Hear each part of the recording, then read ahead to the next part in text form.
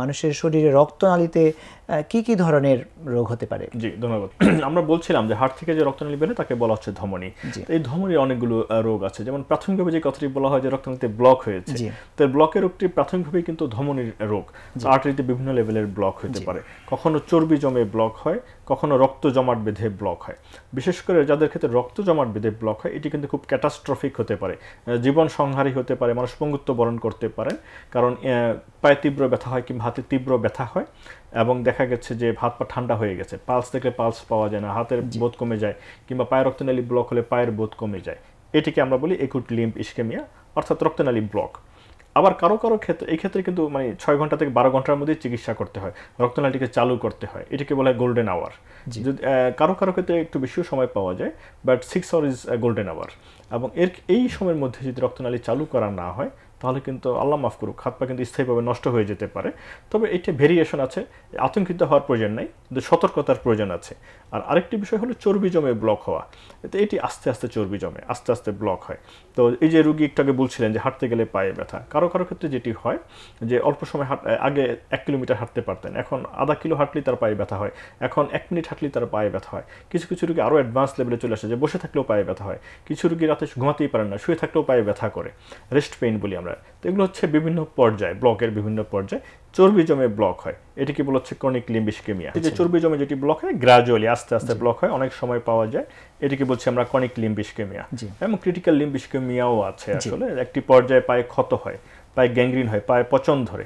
তো এটি কিন্তু দেখা যায় অনেক রোগী আছে যে পায়ে পচন নিয়ে আমাদের কাছে আসেন, হ্যাঁ, পায়ে ক্ষত নিয়ে আসছেন। এগুলো কিন্তু ক্রনিক লিম্ফ ইসকেমিয়ার বিভিন্ন ধাপের এগুলো হয়। তো এই জায়গাটিতে আমাদের সতর্ক, আমাদের অ্যাসেস করে নেওয়ার প্রয়োজন আছে যেটি আসলে রক্তনালী ব্লক কিনা, এবং রক্তনালী ব্লকের কারণে এই বিষয়গুলো হয়।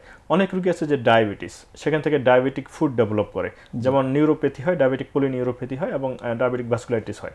তো সেখান থেকে কিন্তু আপনার আর্টেরিয়াল ওক্লুশন, মাইক্রোভাস্কুলার ড্যামেজ হয়। ফলে সূক্ষ্ম রক্তনালীগুলো ব্লক হওয়ার কারণে দেখা যায় যে পায়ের ক্ষত, ফুট আলসার হচ্ছে, কিংবা পায়ের আঙ্গুলগুলোতে গ্যাংগ্রিন হচ্ছে। দেখা যায় যে আমরা পায়ে পালস পাচ্ছি ঠিকই, কিন্তু আঙ্গুলগুলোতে গ্যাংগ্রিন, মানে আঙ্গুলগুলো কালো হয়ে যাচ্ছে, পচন ধরছে। ডায়াবেটিস রোগীতে এই ঘটনাগুলো প্রায়ই ঘটে। আপনি জানেন বাংলাদেশে 1 কোটির অধিক মানুষের কিন্তু ডায়াবেটিস আছে, কাজে এবং তাদের 10% এই ঘটনাটি ঘটবেই, বাই স্ট্যাটিস্টিক্স এটি বলা আছে। কাজে এটিতে সতর্ক থাকাটা খুবই জরুরি। তো আমরা বলছিলাম ব্লকের কথা, তো চিকন হয়ে যাওয়া, আবার রক্তনালী কিন্তু মোটাও হতে পারে, এটিকে বলা হচ্ছে অ্যানিউরিজম।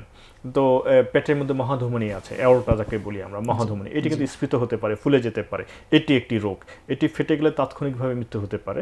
তো অনেক সময় সাইলেন্ট কিলার, অনেক সময় খুব সাইলেন্টলি আস্তে আস্তে বড় হয়, অনেক ইনসিডেন্টালি ধরা পড়ে। অন্য একটি রোগ হয়তো গল ব্লাডারের কোনো একটি রোগ, কিংবা পেটের কোনো ব্যথার পরীক্ষা করতে গিয়েছে, পেটের আলট্রাসোনোগ্রাম করা হলো, তখন দেখা যাচ্ছে যে পেটের মধ্যে অ্যানিউরিজম। প্রায় আমরা এইভাবে রোগী পেয়ে থাকি। তাহলে স্ফীত হয়ে যাওয়া, রক্তনালী মোটা হয়ে যাওয়াটাও একটি রোগ, অ্যানিউরিজম। আবার এটি অন্য জায়গায় হতে পারে, ব্রেনে হতে পারে, হাতে হতে পারে, বুকের ভিতরে হতে পারে। এরপর আসে শিরার বিভিন্ন রোগ, যেটি ফিরে আসছে রক্তনালীতে। তো কমনলি যেটি পাওয়া যায়, যে সবচেয়ে বেশি পাওয়া যায়, সেটি হলো পায়ের আঁকা বাঁকা মোটা শিরা, যেটিকে বলা হচ্ছে ভেরিকোজ ভেইন। বিশেষ করে ইয়াং জেনারেশন যারা আছে, যারা আর্মিতে যেতে চান, পুলিশে যেতে চান, প্রতিরক্ষা বাহিনীর বিভিন্ন চাকরিতে যারা যেতে চান, কিংবা যারা প্রবাসে যেতে চান, তাদের কিন্তু পায়ের মেডিকেল টেস্ট করা হয়। এবং মেডিকেল টেস্টে পা যখন এক্সামিন করা হয়, তখন এই চিকন চিকন সূক্ষ্ম রক্তনালী থাকলে তাদেরকে কিন্তু বাদ দিয়ে দেওয়া হয়। ফলে একটি স্বপ্নভঙ্গের তারা কাজ করে, কারণ উনি স্বপ্ন দেখছেন উনি আর্মিতে যাবেন, দেশকে সেবা করবেন, কিংবা পুলিশে যাবেন, কিংবা দেশের বাইরে গিয়ে উনি প্রবাসে গিয়ে পরিবারের ভাগ্য বদল করবেন, জীবিকা নির্বাহ করবেন। এই জায়গায় স্বপ্নটা হোঁচট খায়। তো এটিরও কিন্তু একটি চিকিৎসা আছে, এটা মানে পরে আলাপ করতে পারবো ইনশাআল্লাহ। এছাড়া আছে, এটি হলো চামড়ার নিচের শিরা, কিন্তু মাংসের গভীরেও কিন্তু আমাদের শিরা আছে। তো সেটাকে বলা হচ্ছে ডিপ ভেইন, সেখানে রক্ত জমাট বেঁধে যেতে পারে, সেটাকে বলা হচ্ছে যে ডিপ ভেইন থ্রম্বোসিস। যে কোভিড-19 সময় কিন্তু বহু রোগী মারা গিয়েছে পালমোনারি এম্বলিজম থেকে। সেটিতে বলা হতো যে আগে পেরিফেরিতে ডিপ ভেইন থ্রম্বোসিস হচ্ছে, অর্থাৎ পায়ের শিরাগুলোতে রক্ত জমাট বেঁধে যাচ্ছে, কোভিড-19 যে রোগটি ছিল। তো ওই সময় কিন্তু এই শিরাটি যখন এই জমাট বাঁধা রক্ত ফুসফুসে চলে গিয়ে ফুসফুসের রক্তনালী ব্লক করে দিচ্ছিল, তখন তাকে আমরা বলছিলাম পালমোনারি এম্বলিজম, এবং বহু রোগী এই সময় মারা যাচ্ছিল। এটিও কিন্তু শিরার এক ধরনের রোগ।